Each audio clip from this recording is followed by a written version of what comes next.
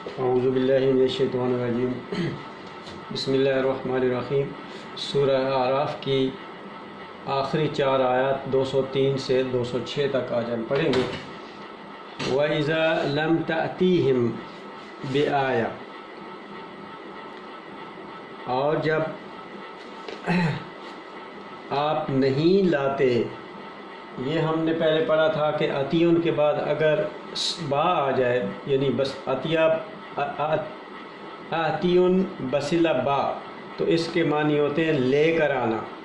تو جب آپ نہیں لے کر آتے کوئی نشانی، کوئی آیت، قولو، تو کہتے ہیں لولا اجتبیہا، کیوں نہیں آپ چن کر لائے۔ ہاں، یہ اس کے معنی ہیں، بنیادی معنی ہیں پانی کا جمع ہونا ایک جگہ، اور اجتبا اس سے اکٹھے کر کے کئی جگہ سے آ کے اکٹھے ہونا اور اس جمع ہونا۔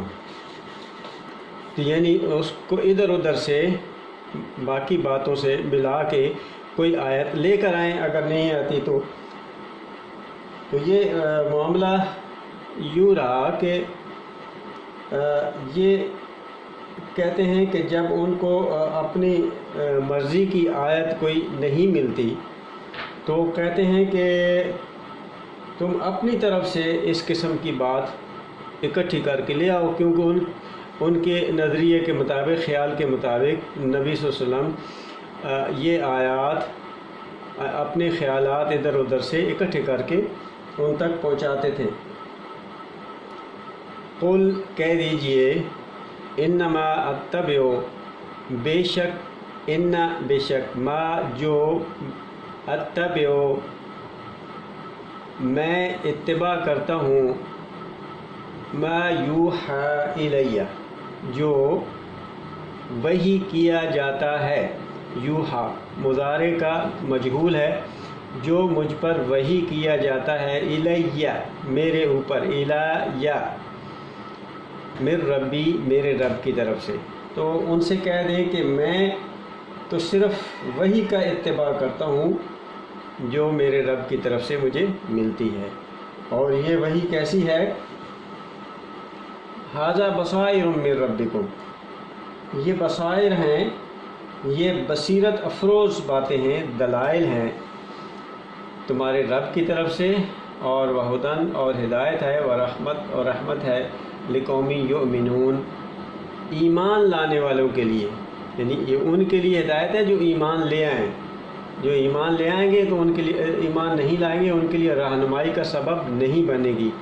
وَإِذَا قُرِئَ الْقُرْآنُ، تو فرمایا کہ اب ان سے درگزر کر دیں، جیسے پہلے کہا تھا کہ ان کو فاعف عنہ، ان سے اعراض کریں، وَأَعْرِضْ عَنْهُمْ، ان سے اعراض کریں اور توجہ دیں اپنے کام پر، اور اپنے ساتھیوں سے کہیں کہ وَإِذَا قُرِئَ الْقُرْآنُ، جب پڑھا جائے، قاف را حمزہ، قرآ یہ ماضی کا مجہول ہے، پڑھا جائے قرآن کو جب پڑھا جائے تو کیا کریں؟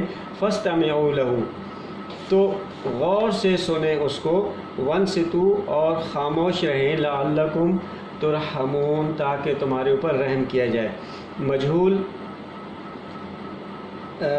یہ ترحمون، تم پر رحم کیا جائے، مجہول ہے، اور یہ باب استفعال سے ہے، یعنی اس کے اندر اپنی مرضی اور دل کی رضامندی اور آگے بڑھ کے عملی طور پہ آگے بڑھ کے کام کرنا وہ شامل ہے کنسیپٹ۔ تو فاستمعوا، بالکل غور سے سنیں، اور ناصتن، خاموش رہنا، خاموشی سے سنیں۔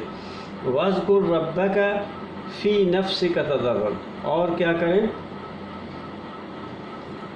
کہ ذکر کریں اپنے رب کا۔ یہ ایک تو قانون الہی کو اچھی طرح سن لیں، اور اسے واذکر ربک فی نفسک، اپنے دل میں اس کو اچھی طرح ذکر کریں، اس کو یاد کریں، اپنے دل میں بٹھائیں۔ تضرعاً، ذرعاً یعنی نرمی اور سہولت کے ساتھ اسی سے گڑگڑانا بھی ہوتا ہے کہ بندہ بالکل اس کا دل جو نرم ہو جاتا ہے تو وہ گڑ گڑاتا ہے. تو ضرعن جانور کے تھن کو کہتے ہیں، اور جب جو جانور اپنے بچہ اس کا تھن منہ میں لے کے دودھ پیتا ہے تو وہ بھی تضرع ہے. تو اسی سے ہے کہ تضرعن یعنی اس سے نشوان اللہ کا جو نظام ہے نشو و نما اس کی طرف رجوع کریں. تو آپ کی جو ضرورت ہے نشو و نمائی کی وہ وہاں سے ملے گی. تضرعن وخیفہ اور خفیہ طریقے سے، ودون الجہر اور اونچا، من القول اونچی بات کرنے کے علاوہ. یعنی آپ اونچا پڑھ لیں، تلاوت کر لیں، اس سے کیا فریضہ وہ پورا ہو جائے گا؟ تو ایسا نہیں ہے، بلکہ